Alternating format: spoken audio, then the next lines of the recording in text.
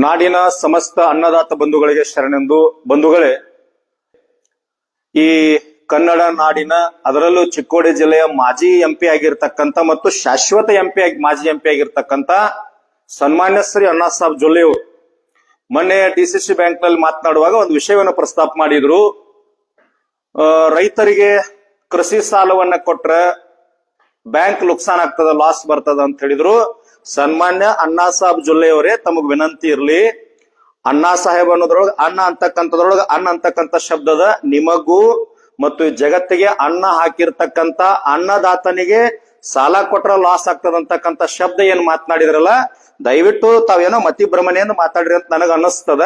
ಆ ಮಾತನ್ನು ವಾಪಸ್ ಪಡ್ಕೊಂಡು ಈ ರಾಜ್ಯದ ಅನ್ನದಾತರ ಅಂದ್ರೆ ರೈತರ ಕ್ಷಮೆಯನ್ನ ತಾವು ಕೇಳಬೇಕು. ಮತ್ತು ತಮಗೊಂದು ವಿನಂತಿಯನ್ನು ಮಾಡ್ಕೊಳ್ತೀನಿ, ರೈತರಿಗೆ ಲಾಸ್ ಆಗ್ತದ ಅನ್ಲಿಕ್ಕೆ ತಮ್ಮ ಗಮನಕ್ಕಿರ್ಲಿ, ಇದು ನಿಮ್ಮ ಬೀರೇಶ್ವರ ಬ್ಯಾಂಕ್ ಅಲ್ಲ. ರೈತರು ಕಟ್ಟಿರ್ತಕ್ಕಂಥ ಸರ್ಕಾರದ ಅಧೀನದೊಳಗಿರ್ತಕ್ಕಂಥ ಡಿಸಿಸಿ ಬ್ಯಾಂಕ್ ಇದು, ಬೆಳಗಾವಿ ಜಿಲ್ಲಾ ಬ್ಯಾಂಕ್. ತಾವು ಮನೆಯಿಂದ ಬಿಡುವಾಗ ತಮ್ಮ ಡ್ರೈವರ್ಗೆ ಹೇಳ್ರಿ, ನಾವು ಬೀರೇಶ್ವರ್ ಬ್ಯಾಂಕಿಗೆ ಹೋಗ್ತಾ ಇದ್ದೀವೋ ಅಥವಾ ಡಿಸಿಸಿ ಬ್ಯಾಂಕಿಗೆ ಹೋಗ್ತಾ ಇದ್ವು ಅಂತ ತಿಳ್ಕೊಂಡು ಬಂದ್ ಮಾತಾಡ್ರಿ. ನೆನಪು ಆಗದೆ ಇದ್ರೆ ಎ4 ಸೈಜ್ ಹಾಳಿ ಒಳಗೆ ಬರ್ಕೊಂಡು ನಾನಿವತ್ತು ಬೆಳಗಾವಿ ಮಧ್ಯವರ್ತಿ ಸಹಕಾರಿ ಬ್ಯಾಂಕಿಗೆ ಹೋಗ್ತಾ ಇದ್ದೀನಿ, ಆ ವಿಷಯ ಮಾತಾಡ್ತೀನಿ ಅಂತ ನೆನಪಿಟ್ಕೊಂಡು ಮಾತಾಡ್ರಿ. ರೈತರ ಬಗ್ಗೆ ಮಾತನಾಡುವಾಗ, ಅನ್ನದಾತರ ಬಗ್ಗೆ ಮಾತನಾಡುವಾಗ ಸ್ವಲ್ಪ ಸೂಕ್ಷ್ಮವಾಗಿ ಮಾತನಾಡ್ರಿ. ಆ ವಿಷಯವನ್ನ ಹಿಂದೆ ತಕೊಂಡು ವಿಷಾದ ವ್ಯಕ್ತಪಡಿಸಿ ರಾಜ್ಯದ ಸಮಸ್ತ ರೈತರ ಕ್ಷಮೆಯನ್ನ ತಾವು ಕೋರ್ಬೇಕು. ಮತ್ತ ರೈತರಿಗೆ ತಾವು ಕೃಷಿ ಸಾಲ ಕೊಟ್ಟಾಗ, ರೈತರಿಗೆ ಕೊಟ್ಟಾಗ ನುಕ್ಸಾನ್ ಆಗ್ತದ, ಲಾಸ್ ಆಗ್ತದ ಅಂತ ಏನ್ ಹೇಳಿದ್ರಲ್ಲ, ತಾವು ದಯವಿಟ್ಟು ಇನ್ನೊಂದು ಪ್ರೆಸ್ ಮೀಟ್ ಮಾಡ್ರಿ. ಎಷ್ಟು ಸಾಲ ಕೊಟ್ಟಿರ ರೈತರಿಗೆ, ಎಷ್ಟು ಲಾಸ್ ಆಗ್ಯದ ಅಂತ ತಾವು ಹೇಳಿದ್ರ ಜಿಲ್ಲೆಯ ಪ್ರತಿಯೊಬ್ಬ ರೈತನ ಮನೆಯಿಂದ ಪಟ್ಟಿಯನ್ನ ಮಾಡಿ ಎಷ್ಟು ಲಾಸ್ ಆಗ್ಯದ ನಿಮ್ಮ ಮನೆಗೆ ತಂದು ಕೊಡ್ತಕ್ಕಂಥ ಕೆಲಸವನ್ನ ಈ ಜಿಲ್ಲೆಯ ಎಲ್ಲ ರೈತರು ನಾವು ಮಾಡ್ತೀವಿ. ನೀವೆಷ್ಟು ಸ್ವಾಭಿಮಾನಗಳಿದ್ದೀರಿ, ನಿಮ್ಮಿಂದ ರೈತರಿಗೆ ಏನ್ ಲಾಸ್ ಆಗ್ಯದ ರಾಜ್ಯದ ಜನತೆಗೆ ಗೊತ್ತದ. ತಾವು ಮಾಜಿ ಎಂಪಿಗಳು, ರೈತರಿಗೆ ಲಾಸ್ ಆಗಿಲ್ಲ, ನಿಮ್ಮಿಂದ ನಮಗ್ ಲಾಸ್ ಆಗ್ಯದ. ಅದಕ್ಕಾಗಿ ನಿಮ್ಮನ್ನ ಜನ ಮಾಜಿ ಮಾಡ್ಯಾರ. ಸಾಯುವರೆಗೆ ತಾವೆಲ್ಲ ಮಾಜಿ ಆಗ್ತಿರ, ಅದೆಲ್ಲ ಜನರಿಗೆ ಗೊತ್ತದ. ರಾಜಕಾರಣ ಮಾಡ್ರಿ, ನಮಗ್ ಅಭ್ಯಂತರ ಇಲ್ಲ. ನೀವು ಕಾಂಗ್ರೆಸ್, JDS, BJPನೋ ಯಾವ್ದೇ ಒಂದು ರಾಜಕಾರಣ ಮಾಡ್ರಿ, ನಮಗ್ ಅಭ್ಯಂತರ ಇಲ್ಲ. ಕಮರ್ಷಿಯಲ್ ಲ್ಯಾಂಡಿಗೆ ಕೊಡ್ತಿರೋ, ಫ್ಯಾಕ್ಟ್ರಿಗೆ ಕೊಡ್ತಿರೋ, ಎಷ್ಟೋ ಸಹಕಾರಿ ಕಾರ್ಖಾನೆಗಳು ಕೊಡ್ತಿರೋ, ಹಾಳು ಮಾಡ್ತಿರೋ, ಚಲೋ ಮಾಡ್ತಿರೋ, ಅಥವಾ ಬ್ಯಾಂಕ್ನೊಳಗಿರ್ತಕ್ಕಂಥ ಎಲ್ಲಾ ಹಣವನ್ನ ನಿಮ್ಮ ಬೀರೇಶ್ವರ ಬ್ಯಾಂಕ್ನಾಗ ಓದಿಟ್ಕೊಂಡ್ರಿ. ಎಚ್ಚರಿಕೆಯನ್ನು ಮಾತಾಡ್ರಿ. ನೀವೆಷ್ಟು ಸ್ವಾಭಿಮಾನಗಳಿದ್ರೆ ಇಡೀ ರಾಜ್ಯಕ್ಕೆ ಗೊತ್ತದ. 2024 MP ಚುನಾವಣೆ ಒಳಗೆ ಮುಟ್ಟಿ ನೋಡ್ಕೊಡ್ರಿ.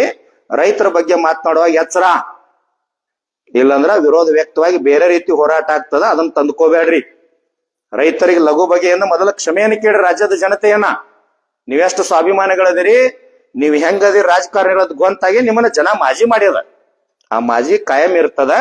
ರಾಜಕಾರಣ ಸಲುವಾಗಿ ಏನೇನೋ ಮಾಡ್ಕೊಂತ ಹೋಗ್ಬೇಡ್ರಿ. ನಿಮ್ದೆಲ್ಲ ನಮ್ಗೆ ಗೊತ್ತದ ರಾಜ್ಯದ ಜನತೆಗೆ. ದಯವಿಟ್ಟು ವಿನಂತಿ ಮಾಡ್ಕೊಳ್ತೀನಿ, ಹಿರಿಯರಿದ್ದೀರಿ, ಅನುಭವಿಗಳಿದ್ದೀರಿ, ಅಪ್ರಬುದ್ಧ ರಾಜಕಾರಣಿಗಳಿದ್ದೀರಿ. ನಿಜವಾಗ್ಲೂ ನೀವು ಮಾತನಾಡುವಾಗ ಎಚ್ಚರಿಕೆಯಿಂದ ಮಾತನಾಡ್ರಿ. ರೈತ ಸಂಘ 31 ಜಿಲ್ಲೆಯೊಳಗೆ ಜಾಗೃತದ.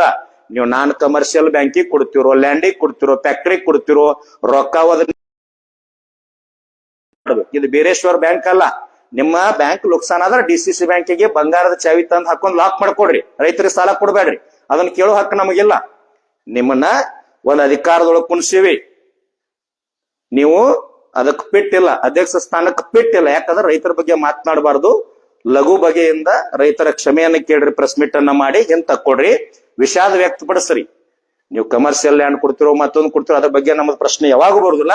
ಆದ್ರೆ ಕರ್ನಾಟಕ ರಾಜ್ಯ ರೈತ ಸಂಘ ಶಿವಸೇನೆ ಎಚ್ಚರಿಕೆ ಕೊಡ್ತದ. ರೈತರ ಬಗ್ಗೆ ಮಾತನಾಡಿದ್ರೆ ಯಾವ ಸಚಿವರನ್ನ, MP ಗಳನ್ನ, MLA ಗಳನ್ನ, ಯಾವ ಅಧಿಕಾರಿಗಳನ್ನ ನಾವು ಬಿಟ್ಟಿಲ್ಲ. ನಿಮ್ಮನ್ನು ಕೂಡ ನಾವು ಬಿಡೋದಿಲ್ಲ. ಕ್ಷಮೆಯನ್ನ ಕೇಳದೆ ಇದ್ರೆ ಮುಂದಿನ ದಿನಮಾನದೊಳಗ ವಿಪರೀತವಾಗಿರ್ತಕ್ಕಂಥ ಸಮಸ್ಯೆನ ಅನುಭವಿಸಬೇಕಾಗ್ತದ ರಾಜ್ಯದ ಜನತೆ ಪರವಾಗಿ. ವಿನಂತಿ ಮಾಡ್ಕೊಳ್ತೀನಿ, ಕ್ಷಮೆಯನ್ನ ಕೇಳ್ರಿ, ಹಿಂದ್ ತಕ್ಕೊಡ್ರಿ. ನಿಮ್ಮ ರಾಜಕಾರಣ ನಿಮ್ಮ ಮನೆಯೊಳಗಿರ್ಲಿ, ನಿಮ್ ಕ್ಷೇತ್ರದೊಳಗಿರ್ಲಿ, ನಿಮ್ ಜಿಲ್ಲೆಯೊಳಗಿರ್ಲಿ. ಈಗ ಮಾಜಿ ಆಗಿದ್ದೀರಿ, ಶಾಶ್ವತ ಮಾಜಿ ಆಗ್ಬೇಡ್ರಿ. ರೈತರ ವಿರೋಧ ಕಟ್ಕೊಳ್ಲಿಕ್ಕೆ ಹೋಗ್ಬೇಡ್ರಿ. ಕೊನೆಯದಾಗಿ ವಿನಂತಿ ಮಾಡ್ಕೊಳ್ತೀನಿ, ರೈತರ ಬ್ಯಾಂಕ್ ಅದು. ರೈತರಿಗಾಗಿ ಸಾಲ ಕೊಡೋ ಸಲುವಾಗಿ ಸರ್ಕಾರ ಇಟ್ಟಿರ್ತಕ್ಕಂಥ ಬ್ಯಾಂಕ್. ನೀವು ಬರೀ ಕೆಲಸಗಾರರು, ಅಧ್ಯಕ್ಷ ಸ್ಥಾನ ಅಂತಕ್ಕಂಥ ಒಂದು ಕೆಲಸ, ಅದನ್ನ ನಿಯತ್ತಿನಿಂದ ಮಾಡ್ರಿ. ನಿಮಗೆ ವಿನಂತಿ ಮಾಡ್ಕೊಳ್ತೀರಿ, ನಮ್ಮ DCC ಬ್ಯಾಂಕ್ ಏನದ ಯಥಾವತ್ತಾಗಿ ಹಂಗ ಇಡ್ರಿ. ನೀವೇನ್ ಬಾಳ್ ಬೆಳೆಸೋದು ಬೇಕಾಗಿಲ್ಲ, ರೈತರ ಬಗ್ಗೆ ಮಾತನಾಡೋದು ಬೇಕಾಗಿಲ್ಲ. ನೀವು ವೈಯಕ್ತಿಕವಾಗಿ ನಾವು ರೈತ ಸಂಘದವ್ರು ಮಾತಾಡಕತ್ತೀವಿ ಅಂದ್ರೆ ತೇಜೋವಧಿ ಆಗ್ತದ, ಅದನ್ನ ನಾವು ಮಾತನಾಡಂಗಿಲ್ಲ. ಅಸಂವಿಧಾನಿಕ ಪದವನ್ನು ಕೂಡ ನಾವು ಬಳಸ್ಕೊಳ್ಳೋದಿಲ್ಲ. ಕೊನೆಯದಾಗಿ ಎಚ್ಚರಿಕೆ ಕೊಡ್ತೀನಿ, ರೈತರ ಕ್ಷಮೆಯನ್ನ ತಾವು ಕೇಳಬೇಕು. ಇಲ್ಲಾಂದ್ರೆ ಮುಂದಿನ ದಿನಮಾನದೊಳಗೆ ಪರಿಣಾಮವನ್ನು ಎದುರಿಸಬೇಕಾಗ್ತದೆ ಅಂತೇಳಿ ಈ ಮೂಲಕ ನಾನು ಎಚ್ಚರಿಕೆಯನ್ನು ಕೊಡ್ತೀನಿ. ನಮಸ್ಕಾರ.